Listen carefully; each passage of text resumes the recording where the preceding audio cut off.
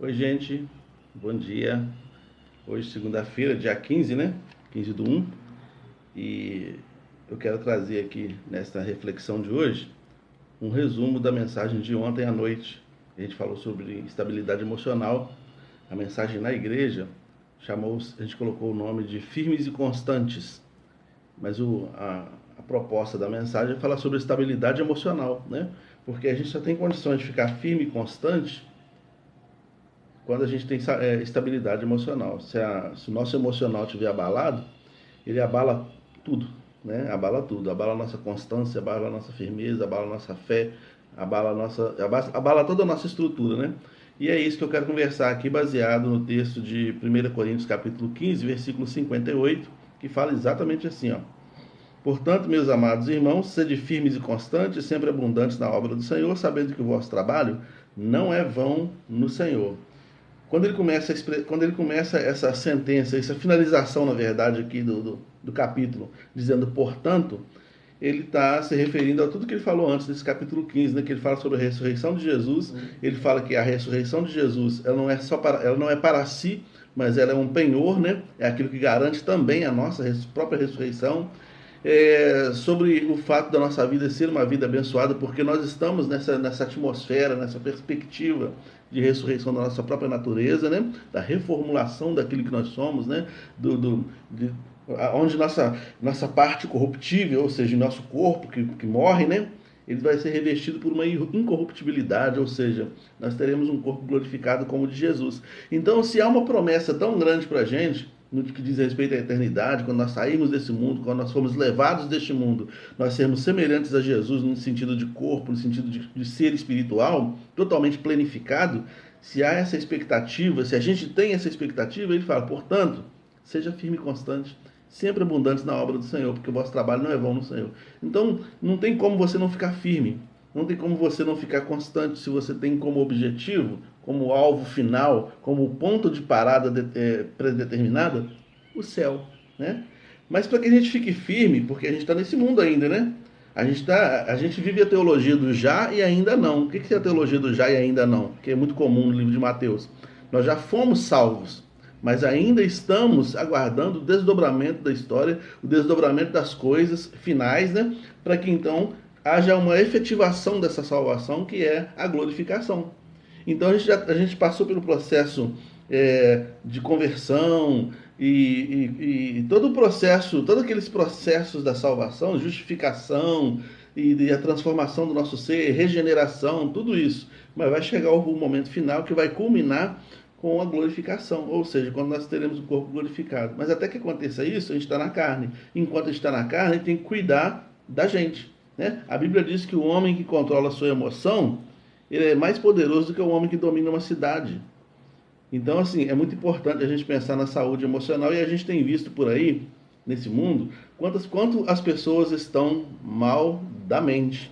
A Organização Mundial da Saúde já falou que pré-adolescentes a partir de 10 anos, entre 10 e 25 anos, todo mundo tem algum tipo de distúrbio mental. Só para você ter uma ideia, nesses últimos. Essa pesquisa foi feita no final de 2022. Tem algum distúrbio mental. Entende? Então, assim, é preocupante, né? E eu quero conversar sobre isso aqui para a gente tentar ficar firme e constante na presença do Senhor, observando essas coisas que precisam ser observadas. Por exemplo, elimine pesos desnecessários da sua vida. Tem muita coisa que você carrega no seu coração, na sua vida, que é desnecessário, né? Para ficar firme, que significa ficar inamovível ou não se render, para não ficar vulnerável, eu preciso remover algumas coisas que me mantêm vulneráveis, né? Tem coisas que me deixam vulnerável. Tem pensamentos, sentimentos e emoções que muitas vezes eu mantenho dentro de mim que me vulnerabiliza, né? Então eu preciso me livrar disso, né? Para eu ser constante, ou seja, para minha marcha ser constante, e a gente tem alguma dificuldade em ser constante tantas vezes, eu também preciso criar estratégias para eu conseguir ser constante, né? Eu preciso batalhar contra mim mesmo, né? É difícil ser constante, por exemplo, na academia, é difícil ser constante na dieta, não é verdade? Ah, não, hoje eu vou enfiar o pé na jaca. Mas para a gente ser constante, a gente tem que tomar consciência, ter um bom relacionamento com a gente mesmo, né? Então, seja a sua melhor companhia, seja honesto com você mesmo. Olha, eu conheço a minha fraqueza, eu conheço minhas dificuldades e eu vou vigiá-las. para que eu não deixe de ser firme e não deixe de ser constante, né? Pare de vitimismo, pare de ficar pensando que só você que sofre no mundo. Todo mundo sofre, todo mundo em algum grau, passa por dificuldades na vida. Então pare de achar que você é a única pessoa que sofre, né? Quando você começa a perceber que há pessoas que sofrem mais do que você, a sua saúde mental tem um ganho, né? Mas quando você acha que é só você que sofre, aí você está enrolado, né? Então, conserva um pouco de energia. Você fica gastando energia aí com vitimismo e não vai adiantar nada. Essa energia aí falta depois para você, né? Lamente, sim, mas continua avançando a sua vida, continua tocando a sua vida para frente, né? Deixe de lado as coisas pequenas. Quantas pessoas brigam, casais separam por causa de coisas desse tamanhozinho assim? Mas não é a coisa em si. Eu vi um casal que estava brigando porque a esposa comprou mandioca. A esposa comprou 1 quilo de mandioca. E o marido brigou com ela.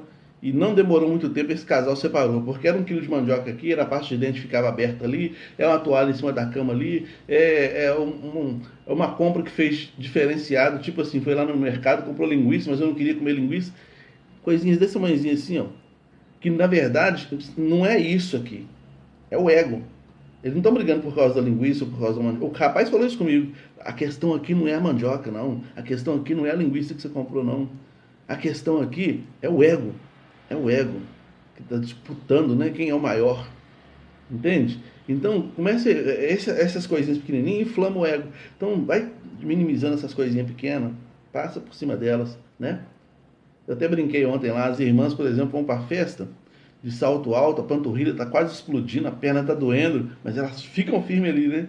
Ficam firmes em cima do salto. Chega no carro, tira a sandália, põe o pé para cima, ô glória, não aguentava mais o sapato. Mas resistiu porque achava que era importante resistir, por causa do visual, ficar um visual bonito de salto alto, ia pegar mal, ficar com um vestido longo de chinelo.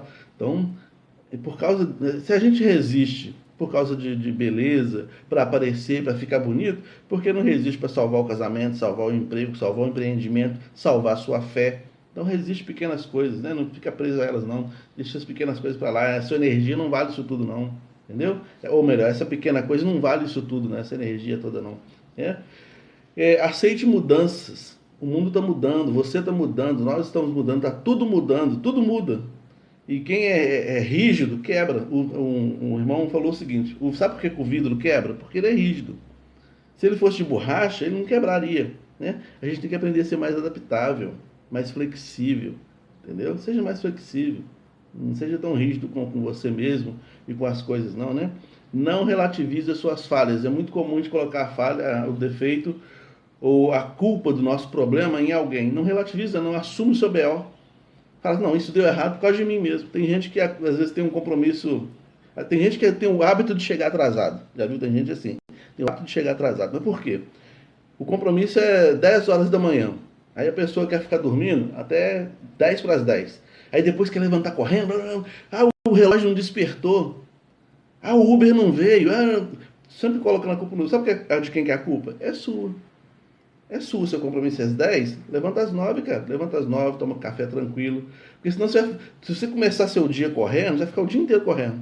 Presta atenção nisso pra você ver. Vai ficar o dia inteiro correndo. Isso acaba com a saúde emocional. Sabe? Aí você fica tão acelerado, à noite você tem que tomar um remedinho para dormir, né? Aí você já fala acelerado, você já não tem paciência para ouvir as pessoas. É tudo acelerado. Desacelera um pouco aí. Se você vai desacelerar, você anda adiantado, você antecipa. Eu tenho que sair às 10, então eu vou acordar às 9. Não vou acordar 10 para as 10, porque depois falar que o relógio não despertou, que o ônibus atrasou, que o carro furou o pneu, que o trânsito está ruim, está tudo ruim. Aí eu vou mandar a culpa para todo lado, mas nunca assumo o meu BO. Assuma o seu BO, não. Eu sou desorganizado. Não acordei na hora, por isso que eu estou atrasado. Pronto. Quando você faz isso, você vai começando a se controlar, a se trabalhar e melhorar a sua saúde emocional, né? E para de achar que as pessoas te devem alguma coisa. Para de ficar achando que o mundo te deve uma coisa. Hoje em dia tem um grupo de pessoas vitimizadas aí, né? Imbecilizadas com essa ideia de ficar cobrando disso, daquilo outro. Para com isso aí. Toca a sua vida para frente. Tá bom? Então assuma o controle da sua vida para que você fique firme e constante. E aí você vai ser abundante na obra do Senhor. Abundante na obra do Senhor significa você ser abençoado e abençoador. porque você vai ter das bênçãos de Deus na sua vida e vai poder também abençoar a vida de outras pessoas. Tá bom? Então que Deus nos abençoe, que Deus nos ajude a sermos firmes, constantes e abundantes na obra do Senhor. Estou falando isso com você, mas são exercícios diários que eu faço na minha própria vida, sabe? Se eu atrasei hoje, então amanhã eu vou ficar mais vigilante.